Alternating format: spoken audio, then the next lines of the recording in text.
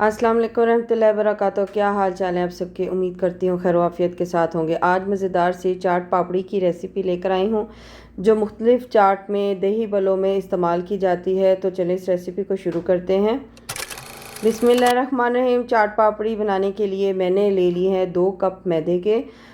इस रेसिपी को अगर आप स्टेप बाय स्टेप फॉलो करेंगे तो आपकी पापड़ी बहुत ही क्रिस्पी और करारी बन के तैयार होगी और आपका उसको ऐसे भी रूखा खाने को दिल करेगा, बहुत टेस्टी होगी इंशाल्लाह ताला। उसके बाद मैंने 2 तकरीबन टेबल स्पून इसके बीच में डाल दिए हैं डालडा घी के। आपके पास ऑयल है तो आप ऑयल भी डाल सकते हैं। और उसके बाद मैंने इसके बीच में अजवाइन डाली है। हाथ से ऐसे क्रश करके मैं डाल रही हूँ, इससे इसको ज़रा मसल के हाथ से डालने में इसमें खुशबू अच्छी आती है और इसका फ्लेवर अच्छा आता है। बाज़ लोग साथ में सफ़ेद ज़ीरा भी डाल लेते हैं। मैंने सिर्फ आज इसके बीच में अजवाइन डाली है, सफ़ेद ज़ीरा नहीं डाला। तो इसके बाद इन तमाम चीज़ों को हम अच्छे तरीके से मिक्स करेंगे और फिर उसके बाद मैं हाथ से इसको बाइंड करूँगी। जो ये स्पून है इसको हम साइड पे रख देंगे और इसको हाथ से मसल मसल के मिक्स करेंगे ताकि घी इसके चारों तरफ मिक्स हो जाए और एक ये क्रम्बल सा बन जाए। जैसे हम अक्सर औकात चीज़ केक बनाने के लिए जो उसका क्रम्बल तैयार करते हैं, बिल्कुल उसी तरीके से इसका क्रम्बल तैयार हो जाए। बिल्कुल थोड़ा थोड़ा जिस तरह कहते हैं ना, घूंट घूंट पानी इसके बीच में हमें डालना है। बहुत ज़्यादा इसमें पानी नहीं डालेंगे हमें, क्योंकि जो डो है वो बहुत सख्त बनानी है। जितनी हमारी डो सख्त होगी उतना ज़्यादा हमारा इसका जो पापड़ी है वो क्रिस्पी तैयार होगी और जो सा कड़क होगी वो। और अगर आप बहुत नरम कर देंगे तो वो आपसे एक तो संभलेगी भी नहीं। जिस तरह हम लोग समोसे की डो बनाते हैं ना, बिल्कुल उस तरीके से। ना ही बहुत ज़्यादा सख्त हो कि आपसे मैनेज करनी मुश्किल हो जाए और ना ही बहुत ज़्यादा नरम हो कि वो अपनी एक्चुअल शक्ल जो सी है ना वो ना बना पाए। इसके बाद मैंने इसको एक बाउल के साथ ढक के एक साइड पे रख दिया। बेसिकली मैं इसको इसलिए तैयार करी थी क्योंकि मैंने आपके साथ एक दिन पहले शेयर किया है काठियावाड़ी छोलों की रेसिपी, तो उसके बीच में डालने के लिए मुझे ये पापड़ी चाहिए थी। तो बग़ैर पापड़ी के जो चाट होती है, चाहे वो दही भल्ले हों या छोले आप बना रहे हैं या आलू वाली चाट हो, तो पापड़ी के बगैर मज़ा नहीं आता। बाज़ार में तो हमें वो इजीली अवेलेबल हो जाती है, लेकिन घर में अगर ये ना अवेलेबल हो तो फिर मज़ा नहीं आता। सिंपल कोई ना कोई चीज़ ऐसे लगता है कि कमी है। तो बेहतर है कि आप घर में बनाएं। एक तो ये बिल्कुल नीट आपके अपने हाथ की बनी हुई होगी, आपको पता होगा कि इसमें कोई जम्स वगैरह नहीं है। बाहर की जो चीज़ें होती हैं उनमें जम्स भी होते हैं और इतना वो नीट नहीं होता। हाँ, टेस्ट ज़रूर होता है क्योंकि वो एक जैसे कहते हैं ना, कमर्शियल लेवल पे चीज़ बन रही होती है, तो उसका उन्होंने कुछ ना कुछ करके तो बनाया होता है। खैर, उसके बाद मैंने इसके 4 हिस्से में इसको डिवाइड किया है, लेकिन आगे आगे मैं इसको बिल्कुल ही एक साथ कर दूंगी क्योंकि वो फिर बहुत थोड़ा थोड़ा हो रहा था और मुझे टाइम को भी कवर करना था। तो इस तरह छोटी छोटी सी रोटी बेल के तो करने में वो ज़रा मुश्किल लग रहा था। अच्छा, इसको हमें बहुत पतला बेलना है। जितना पतला आप बेलेंगे उतना ज़्यादा आपकी जो पापड़ी है वो क्रिस्पी और करारी बनेगी।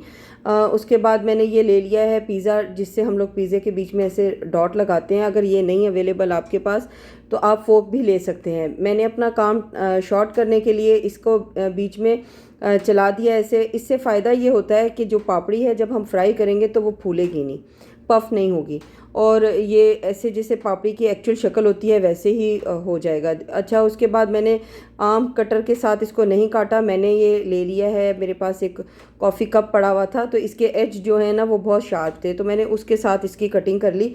और उसके बाद इन सबको मैं एकदम से बीच में नहीं डालूंगी, ऐसे बना बना के साइड पे रखती जाऊंगी ताकि जिस टाइम फ्राई करने का टाइम आएगा तो फिर मैं इकट्ठे उसमें डाल दूंगी। अगर आप बहुत ज़्यादा डाल के मैनेज नहीं कर सकते तो फिर आप थोड़ी थोड़ी करके फ्राई कर लें, लेकिन अल्हम्दुलिल्लाह मैंने कर लिया था, इसलिए मैंने इसको कर सकती थी तो मैंने इसलिए इसमें सारी तकरीबन एक अच्छी क्वांटिटी इसके बीच में डाल के तो मैं इसको फ्राई करूँगी। इनको लाइट गोल्डन करना है क्योंकि बाज़ औक़ात जो ऑयल में फ्राई होती है चीज़ उसका प्रोसेस देर तक चलता है। लाइट गोल्डन करेंगे तो इसका फ्लेवर अच्छा आएगा। अगर बहुत डार्क इसको आप पहले ही गोल्डन कर देंगे तो ये बहुत कड़वी सी हो जाएगी। ये देखें, दूसरी तरफ काठियावाड़ी छोलों की रेसिपी बन रहे हैं। आप इसको लाइट गोल्डन करेंगे तो ये अच्छा फ्लेवर देगा। और अगर आप इसको बहुत ज़्यादा डार्क कर देंगे ना तो ये ज़रा ऐसे लगेगा जैसे कड़वा कड़वा सा फ्लेवर आएगा। अच्छा, इसको आप बना के स्टोर भी कर सकते हैं। ये आपके बहुत दिन तक चल सकती है पापड़ी बनी हुई, जैसे आप बाज़ार से ख़रीद के लाते हैं तो ये आपकी बहुत दिन चल सकती है। तो इसको आप बना के बेहतर है कि घर में इसको स्टोर कर लें और फिर इसको आप जब कभी चाट बनाएं, जिनके घर में बहुत ज़्यादा बनती है, तो उनके लिए बड़ा बेस्ट ऑप्शन है। अच्छा, मैंने इन 2 कप के साथ बहुत सारी पापड़ी बना ली थी और बिल्कुल एंड में जो सा ना मैंने इसके नमक पारे भी बना लिए। लेकिन उसके लिए मैंने क्या किया, वीडियो को एंड तक देखिएगा कि इसी पापड़ी से मैंने नमक पारे कैसे बनाए, क्योंकि ये तो बहुत बारीक है। तो जो हम नमक पारे बनाएंगे वो खस्ता कैसे बने और बहुत ज़्यादा क्रंची भी ना हो, तो उसके लिए मैंने क्या किया वो आपको वीडियो एंड तक देखनी पड़ेगी। अगर आपने अब तक मेरे चैनल को सब्सक्राइब नहीं किया तो सब्सक्राइब करें, बेल आइकन की घंटी बजाना मत भूलें। टिकटॉक, इंस्टाग्राम और फेसबुक पे भी फॉलो करना मत भूलें। और मेरी हर आने वाली रेसिपी के लिए बेल आइकन को बजाना मत भूलें, ताकि मेरी हर रेसिपी आप तक जल्द से जल्द पहुंच जाए। अच्छा, ये जो बाकी का लेफ़्ट ओवर मेरे पास था, तो उसके बाद मैंने उसकी जो रोटी बेली थी वो थोड़ी मोटी बनाई नमक पारे बनाने के लिए। जैसे एक ये डो बनाने के साथ आप इससे 2-3 चीज़ें बना सकते हैं। मैंने पापड़ी बना ली, इसके लिए रोटी मैंने बहुत बारीक बेली है। लेकिन जब आप नमक पारे बनाएं तो इसी बैटर से आप जो उसी मटेरियल से आप जब इसकी रोटी बेलेंगे तो वो थोड़ी सी मोटी बनाएंगे। और फिर उसके बाद आप पिज़्ज़ा कटर के साथ उसके कटिंग कर लें और उसके साथ आप जैसे इकट्ठा सा स्पैचुलर के साथ उठा के उसको इकट्ठा फ्राई होने के लिए डाल दें। तो ये देखें, ज़बरदस्त से हमारे नमक पारे भी बन के तैयार हो गए। एक स्नैक्स के तौर पे बैठे बैठे हमारे पास 2 रेसिपीज़ इकट्ठी बन गई, पापड़ी भी बन गई, काठियावाड़ी छोले भी बन गए, और ये तो हमने ऊपर डाल के तो उसके ऊपर डालने के लिए साइड पे कर दिया। लेकिन नमक पारे भी हमारे रेडी हो गए।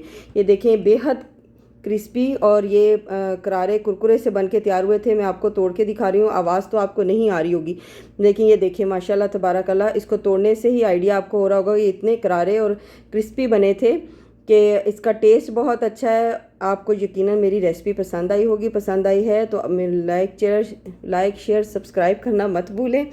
और साथ में ये घर का होममेड चाट मसाला भी बनाना मत भूलें। अगर आपने ये बनाना है तो इसकी रेसिपी मैं ऊपर लिंक में डाल दूँगी। काठियावाड़ी छोले में मैंने इसकी रेसिपी आपके साथ शेयर की है, इसको जाके ज़रूर देखिएगा और इस रेसिपी को ट्राई कीजिएगा। इंशाल्लाह ताला आपको बेहद पसंद आएगी और आप बाहर के बाज़ार से पापड़ी लाना छोड़ देंगे, घर में बनाएंगे। एक तो वो साफ़ सुथरा घर का बना हुआ हाइजेनिक है, और दूसरा जो सा है ना सबको पसंद भी बहुत आएगा। तो अपनी दुआओं में याद रखिएगा। जज़ाकल्लाह खैर। अल्लाह हाफ़िज़।